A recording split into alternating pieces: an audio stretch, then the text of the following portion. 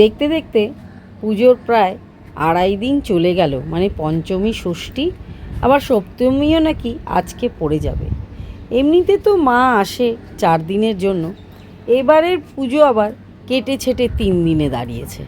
তো কী আর করা, যেরকম আমাদের পণ্ডিতেরা বিধান দেবেন সেই অনুযায়ী, তিথি নক্ষত্র অনুযায়ী পুজোটাও পড়ে। তা আজকে যেহেতু ষষ্ঠী আর সপ্তমী দুটোই পড়েছে, তো ষষ্ঠী এবং সপ্তমী দুটোরই শুভকামনা আমি আপনাদের সঙ্গে করে আজকের এপিসোডটা শুরু করছি। Hello friends, welcome to Madhu's dream garden.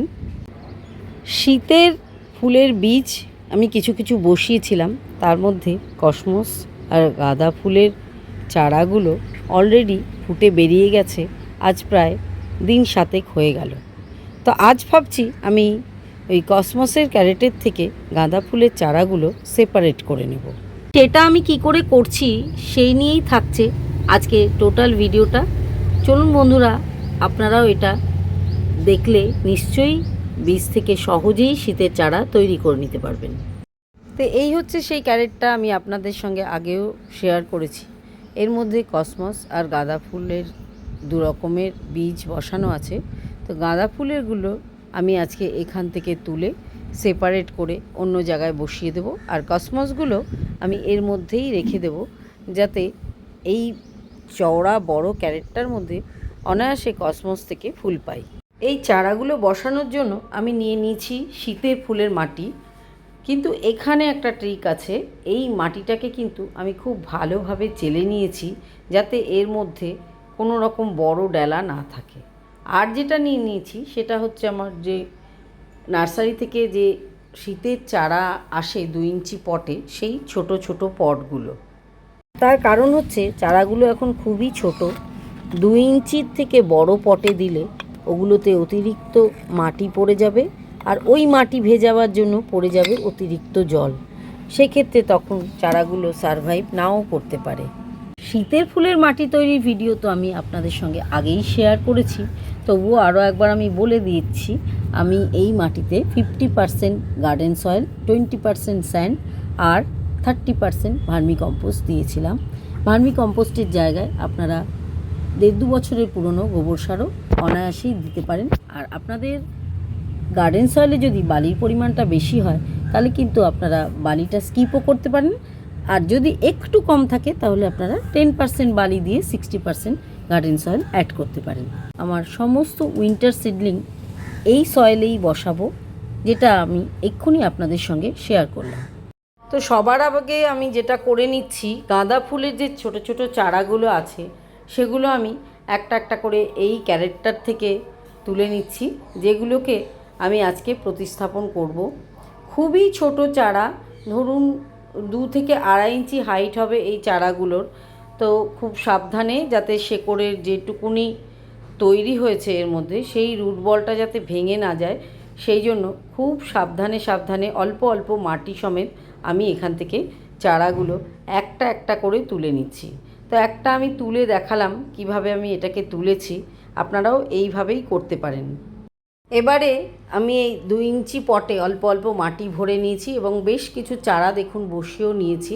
আর এই যে লাস্ট চারাটা, এটা আপনাদেরকে বসিয়ে দেখাচ্ছি আমি কিভাবে আমি এটাকে প্রতিস্থাপন করলাম।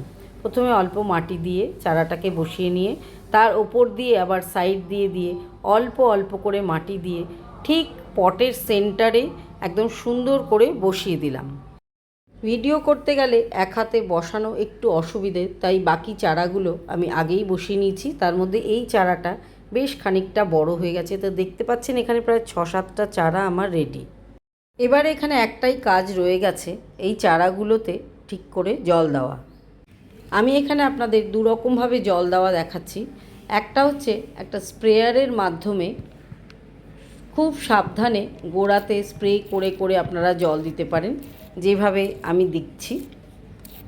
এইটা খুবই সাবধানে আপনাদের করতে হবে, যাতে মাটিটা ভালো করে ভেজে অতিরিক্ত জল না পড়ে।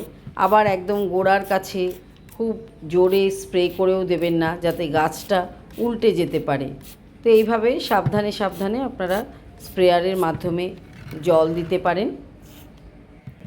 এইটা তো গেল একরকম পদ্ধতি, যেটা আপনারা দেখলেন স্প্রেয়ারের মাধ্যমে আপনারা এইভাবে জল দিতে পারেন। এছাড়াও আর একটা পদ্ধতি আছে, সেটা হচ্ছে আমরা যেরকম অঞ্জলি ভরে জল নিই, দেখতেই পাচ্ছেন, এইভাবেও কিন্তু আপনারা ছোট ছোট চারাতে জল দিতে পারেন। এতে কি হয়, ঢপ করে মগে ফগে দিলে যেরকমভাবে বেশি জল পড়ে বা অন্য আরও ঝাঁঝরির মাধ্যমে দিলে বেশি জল পড়ে, এতে কিন্তু অতটা পড়ে না। জাস্ট মাটিটার ওপর পোর্শনটা ভিজে যাবে, আবার যদি জল সোক করে যায় আরেকটু লাগে, তো এইভাবেই আপনারা দিতে পারেন বাকিগুলোতে। আজকে যেহেতু আমি প্রথম দিন চারাটা বসালাম, সমস্ত মাটিটা ভিজিয়ে আমি জলটা দিয়ে দিয়েছি। এরপরে যখন যখন মাটি যেই গাছে শুকোবে সেইটাতে আমি এই স্প্রেয়ারের মাধ্যমে হালকা হালকা করে জল দেব, না হলে ওই একইভাবে অঞ্জলি ভরে জল দেব। যেই দুরকম সিস্টেম আপনাদের দেখালাম ওই রকম সিস্টেমেই আমি কিন্তু এই চারাগুলোকে জল দেব। এবারে কথা হচ্ছে, জল তো দেওয়া হয়ে গেছে, চারাগুলোকে রাখবো কোথায়? যেহেতু আজকে আমি এদেরকে রিপোর্টিং করেছি, তো আমি 3টে দিন একদম শেডি প্লেসে রাখবো, যেখানে ব্রাইট লাইট পাবে কিন্তু ডাইরেক্ট কোনো সানরে এর ওপরে পড়বে না, তা না হলে ছোট ছোট চারা এখনই নষ্ট হয়ে যাবে। 3 দিন বাদে আমি এই চারাগুলোকে এমন একটা জায়গায় প্লেসমেন্ট করব যে সকালের 1 ঘন্টা সানলাইট খুব ভালোভাবে এগুলোর উপরে পড়বে, কারণ সানলাইটটা এই ছোট ছোট চারাগুলোর বেড়ে ওঠা আর এই যে কাণ্ডটা শক্ত করার জন্য খুবই জরুরি। তা না হলে কিন্তু চারা ঠিক এইরকমভাবে বেঁকে ঝুলে যাবে, গাছ স্টেডি হবে না, এবং কিছুদিন বাদে দেখা যাবে এইখান থেকে গোড়া পচে গাছটা নষ্ট হয়ে গেছে।